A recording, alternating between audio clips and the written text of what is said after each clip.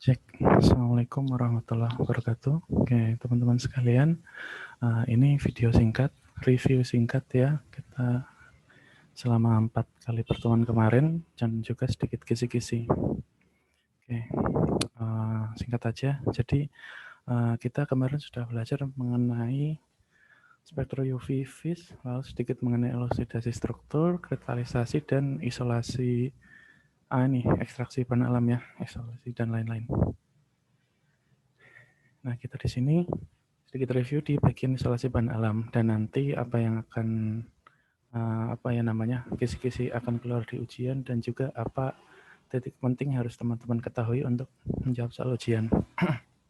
Ya baik, untuk sifatnya adalah open book.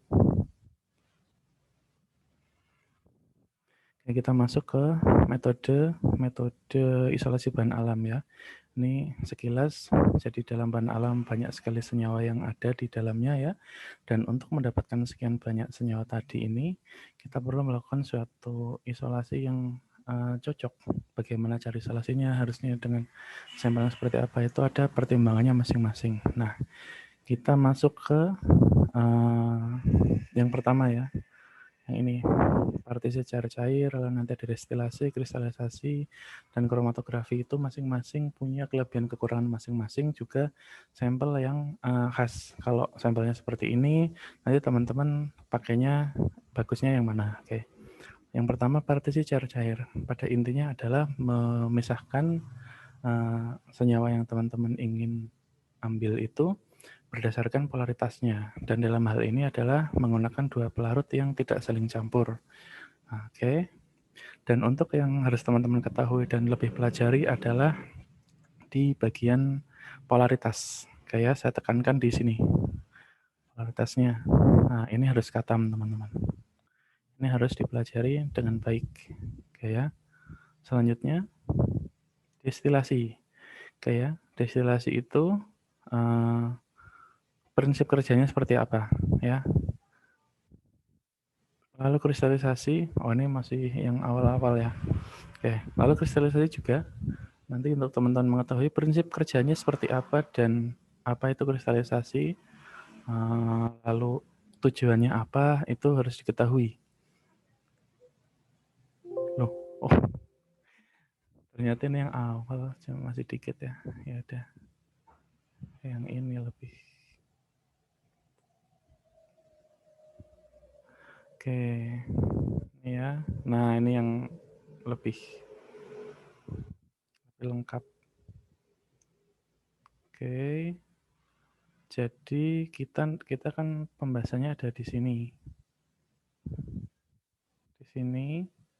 dan sampai nanti di sini. Ini ya, ini kemarin kita nggak dapat.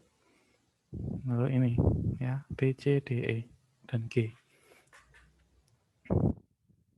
Oke, nah yang pertama untuk kaitan dengan partisi cair-cair, maserasi, perkolasi, dan penyarian, teman-teman harus tahu pertama adalah senyawa. Senyawa teman-teman itu sifatnya polaritasnya seperti apa, ya. Nah, dan juga ketika teman-teman sudah tahu mengenai senyawanya polaritasnya seperti apa, maka solvent yang teman-teman gunakan juga akan berpengaruh. Nah, ini polaritas solvent teman-teman bisa baca di sini nanti.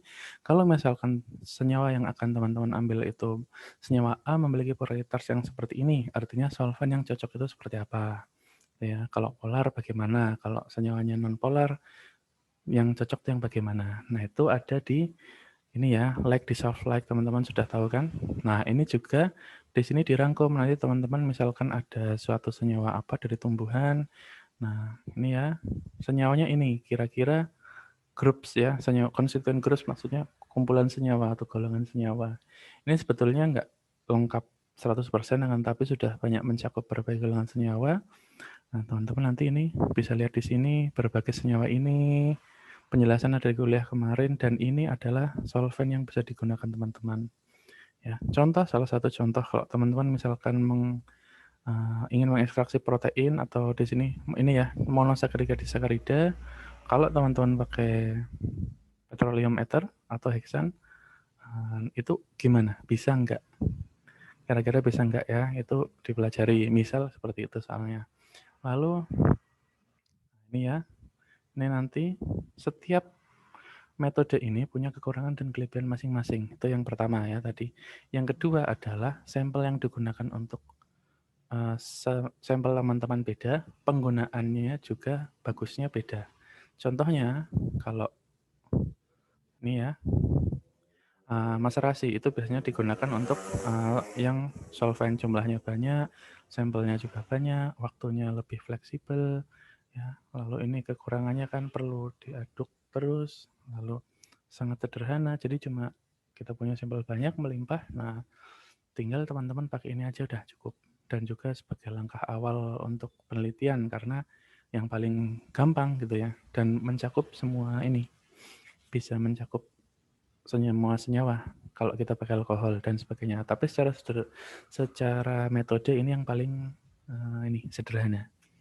Lalu selanjutnya perkolasi. Nah, perkolasi ini digunakan untuk yang hemat pelarut. Ya, sampel juga di sini bisa dikatakan kita bisa efisien ya, nggak perlu banyak-banyak. Sederhana juga, efisien, tapi kekurangannya seperti ini.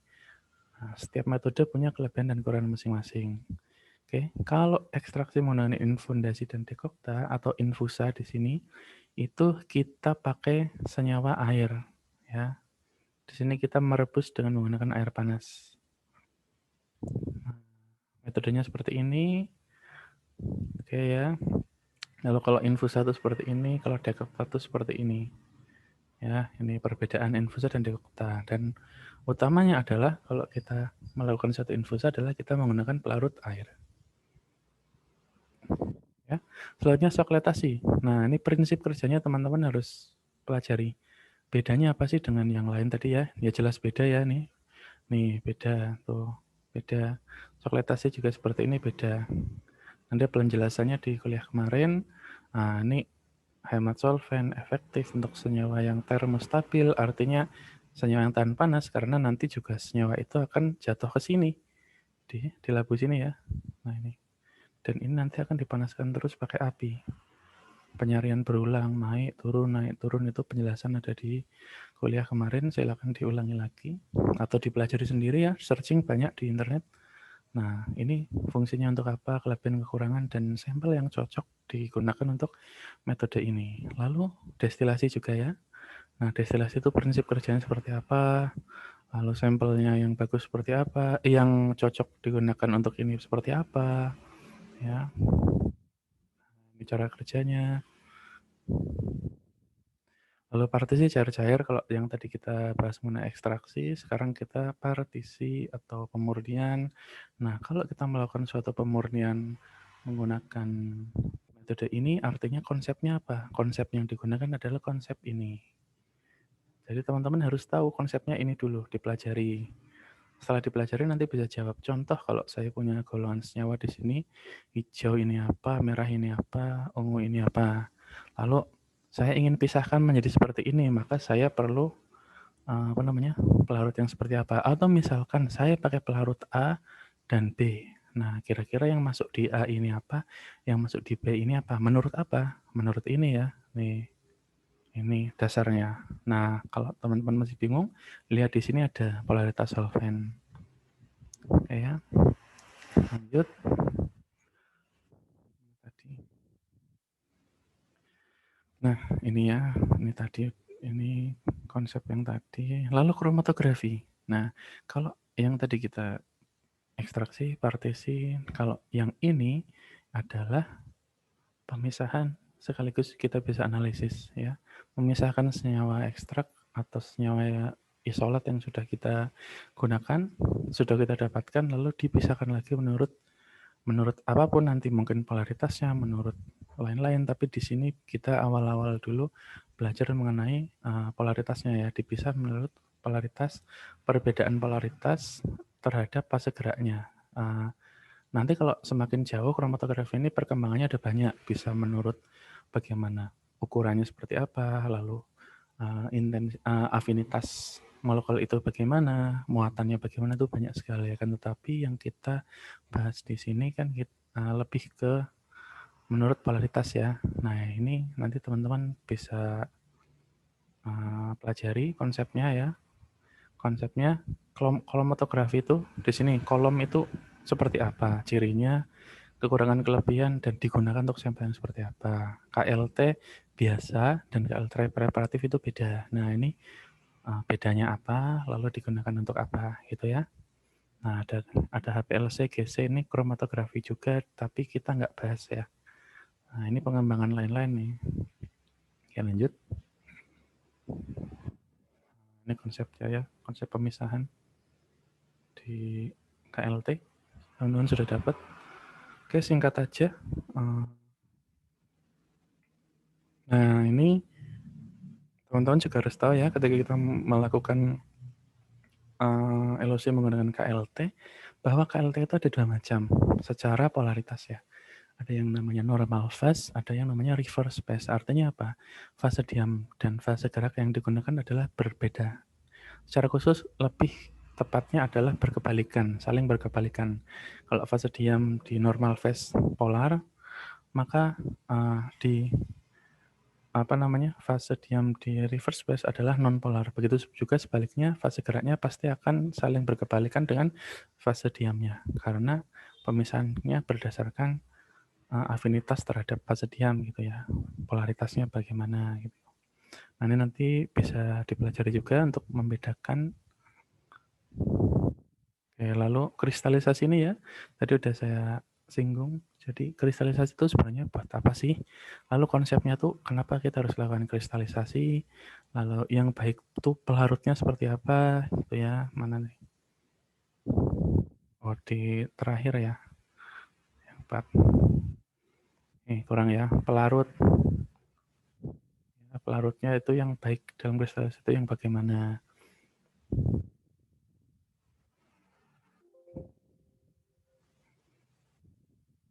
Kita masuk ke yang P9. Nah, masuk di screening fotokimia.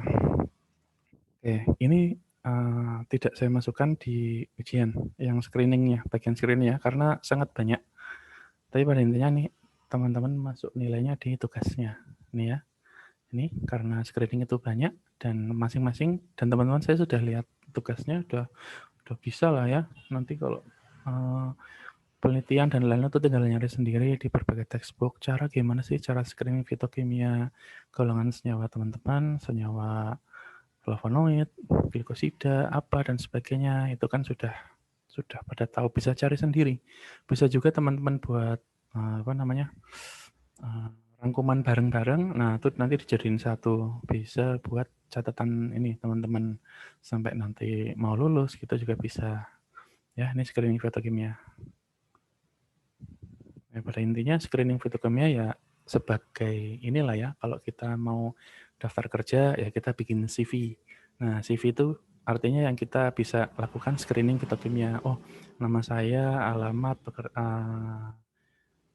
tempat tanggal lahir, pengalaman organisasi dan sebagainya itu kan kurikulum vitae kan ada di situ. Nah, artinya saya sebagai orang yang akan meng-hire teman-teman itu bisa tahu, bisa men-screening, oh kira-kira orang ini seperti apa sih, saya butuh enggak, itu baru screening, belum sampai tahap yang benar-benar spesifik atau identifikasinya, nanti gini enggak, belum sampai situ. Makanya kita baru screeningnya dulu, kira-kira orang ini kapabilitasnya bagaimana, begini, begitu, begini, begitu. Nah itu sama kayak kita baca CV gitu ya. Nah ini ya contohnya, ada banyak sekali, nggak cuma ini, teman-teman bisa cari sendiri. Oke, lalu elusidasi struktur. Ini konsepnya dulu, bahwa yang paling penting dalam elusidasi struktur adalah kita ingin mengetahui struktur dari senyawa yang kita dapatkan ya. Kita punya satu senyawa isolat, murni, dan senyawa itu kita ingin tahu strukturnya itu seperti apa. Nah, beberapa metode yang dapat digunakan untuk mengelusidasi struktur itu, dari banyak metode ada sekian metode ini, yaitu spektroskopi UV vis, inframerah, lalu massa, dan NMR. Oke. Saya tidak banyak menyinggung yang C, D ini, karena bukan bagian saya untuk menjelaskan, tapi nanti soal saya kebanyakan adalah inframerah ini ya. Ini 75% soal saya inframerah. Karena yang paling penting untuk teman-teman ketahui bukan UV-nya. Ya memang penting, tapi ini cakupannya adalah 25%. Oke, untuk inframerah saya kasih soal di sini 75% dari poin spektroskopi. Lalu selanjutnya, apa yang akan saya tanyakan nanti adalah konsep dari setiap metode ini. Contohnya, spektroskopi UV vis itu dia konsepnya apa? Sebenarnya yang diukur apa gitu ya? Melihat apa di sini? Kromofor contoh ya. Lalu diukur pada lambda berapa? Itu kan kita punya konsepnya ya. Lalu selanjutnya yang IR. Ini IR ya. Oh kok. Nah, ini IR ya. Ini salah, ini IR. Waduh, benar.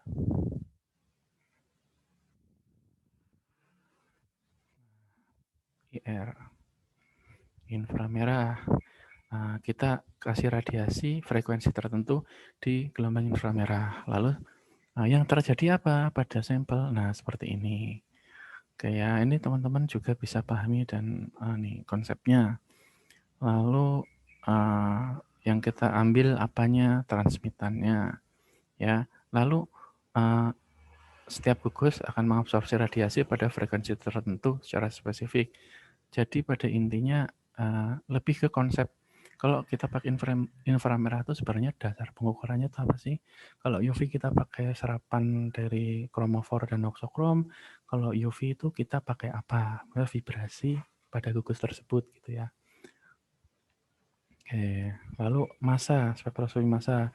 Sama ya, intinya konsepnya ini apa? Sebenarnya kalau kita menganalisis menggunakan spektroskopi massa, apa sih yang ingin kita cari? NMR juga ya. Sebetulnya apa sih yang ingin kita cari menggunakan NMR dan bagaimana sih cara kerjanya? Ini sudah saya rangkum. Nanti teman-teman tinggal pengembangan sendiri lewat kuliah kemarin bisa di ini ya, bisa dirangkum sendiri. Oke. Ini konsepnya ini. Ini baru kita ingin mengetahui bukan mengetahui. Sebetulnya apa sih target dari spektro ini? Ternyata kalau UV vis, oksokrom dan kromofornya yang kena. Lalu inframerah tuh vibrasi gugus-gugus terjadi ya ketika kita kasih radiasi. Lalu kalau kita kasih NMR, spin magnetic inti atom. Oke. Lalu kalau massa juga kita bisa lihat ini. Nanti penjelasan juga teman-teman bisa lihat secara detail di ini di kuliah yang kemarin ya. Nah, kalau saya tanyakan, bentar, nih ya, saya kasih clue lagi, clue untuk kisi-kisi. Nah, dari deretan seperti ini, mana sih? Nah ini, UV vis, inframerah, NMR, massa. Ini kan, ini jelas beda ya, NMR dan massa. Massa ini jelas beda karena kita lakukan pengionan pada ini sampel dan dia nanti bisa breaking atau pemecahan, terjadi reaksi fragmentasi. Sebelumnya sampel itu terion, lalu kemudian dipecah-pecah gitu. Nah, kalau yang 3 ini atas, nih, ini kan sebetulnya kita kasih radiasi. Tulisannya ya, radiasi UV vis inframerah artinya kita pakai lambda masing-masing atau frekuensi masing-masing ya. Nah, artinya kalau kita pakai lambda atau frekuensi tertentu, maka energi yang kita radiasikan juga berbeda. Kalau energi yang kita radiasikan berbeda, maka impact atau pengaruh terhadap sampel atau molekul dalam sampel tersebut juga beda ya, impact. Nah, contohnya kalau UV itu bisa terjadi pemutusan ikatan. Kalau UV vis bisa terjadi eksitasi, ya. Kalau inframerah terjadi vibrasi. Kalau NMR terjadi spin magnetik pada inti atom. Nah, itu impact yang terjadi pada sampel tersebut. Jadi nanti tinggal teman-teman juga harus ketahui apa namanya konsepnya itu seperti apa, ya. Oke, terakhir, oh azan ya, bentar lagi. Nih terakhir, ini cepat aja. Nah, setelah kita belajar tadi ya, maka yang terakhir adalah saya lebih khusus di UV vis. Tadi kita belajar mengenai elusidasi struktur secara umum, ada UV vis, infrared, lalu NMR dan spektroskopi massa, yaitu ada di sini ya. Dan juga nanti di sini kalau kita bicara mengenai elusidasi struktur penelitiannya hasil ya. Nah, ini ya. Kita nggak bahas ini, nggak bahas ini, nggak bahas ini. Ini dosen lain. Kalau saya yang ini. Nah, 25% atau malah 20% itu yang ini. Jadi teman-teman pelajari nanti yang banyak tuh yang ini. Gitu ya. Nah, kita masuk sedikit. Jadi dalam ini ya, elusidasi struktur menggunakan spektroskopi UV vis dan inframerah, maka pertanyaannya adalah kalau kita lakukan pengukuran atau pengujian menggunakan spektroskopi UV vis, apa sih yang sebenarnya ingin kita lihat? Gitu ya. Apa yang ingin kita lihat pada spektra UV vis? Maka kita harus tahu dasar atau basic dari spektra UV tadi, yaitu 1, 2, 3 ini. Setelah kita tahu basicnya, maka kita juga harus tahu beberapa istilah pada spektra UV. Ini ya. Nih, pertama ini, yang kedua ini. Artinya itu seperti ini. Nah, ini ya, istilah-istilah itu akan mengarah ke seperti ini. Lalu setelah kita tahu istilah-istilahnya, lalu mohon maaf, selanjutnya kalau kita ingin mengukur melakukan analisis menggunakan spektroskopi UV vis, maka apa saja yang harus kita perhatikan? Sebetulnya udah saya rangkum di sini tadi ya. Bentar. Nah ini ya. Nih udah saya rangkum di sini. Nah ini ya. Oh yang ini tadi. Nah ini dasar-dasarnya apa? Artinya kita harus tahu dasarnya, lalu kita juga harus menggunakan solvent kan. Nah, pemilihan solvent yang bagus itu seperti apa? Pertimbangan pemilihannya itu seperti apa aja teman-teman harus tahu. Lalu, ini contoh ya, ini contoh untuk memperdalam ini ya, konsep teman-teman bisa dilihat contoh-contohnya. Lalu UV vis ya cuma itu saja tadi ya. Konsepnya apa? Konsepnya kan kita pakai pengukuran lambda max kan. Ini yang seperti itu. Nah, lambda max itu terjadi apa? Ya terjadi seperti ini. Penyebabnya apa? Seperti ini. Konsepnya apa? Seperti ini. Nah, lalu ini pemilihan pelarut tadi ya. Pelarut yang kita gunakan sebaiknya seperti apa? Itu juga teman-teman harus tahu. Lalu pergeseran panjang gelombang itu maksudnya seperti apa? Kalau hypsokromik itu apa? Fotokromik itu apa? Hiperkromik itu apa? Hipokromik itu apa? Nih ya. Tuh. Lalu terakhir di IR, inframerah.